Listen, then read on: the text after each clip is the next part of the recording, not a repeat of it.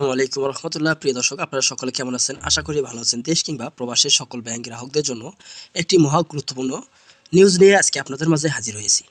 ভবিষ্যতে ব্যাংকের জন্য কঠিন চ্যালেঞ্জ অপেক্ষা করছে, বলছে অর্থ উপদেষ্টা।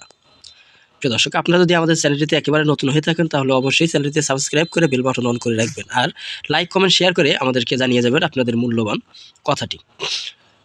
ভবিষ্যতে ব্যাংকের জন্য কঠিন চ্যালেঞ্জ অপেক্ষা করছে বলে আশঙ্কা প্রকাশ করেছে অর্থ উপদেষ্টা সালেউদ্দিন আহমেদ। এর জন্য ব্যাংকগুলোতে স্বচ্ছতা, জবাবদিহি এবং পেশাগত দক্ষতা নিশ্চিত করতে হবে বলে জানান তিনি।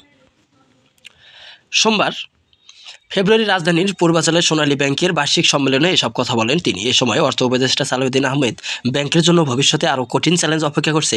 ভবিষ্যতে রাজনৈতিক ও আমলাতান্ত্রিক বাধা আসতে পারে, সেগুলো সমঝোতা করতে হবে। ব্যাংক কর্মকর্তা-কর্মচারীদের আর্থিক নৈতিকতা নিশ্চিত করতে হবে।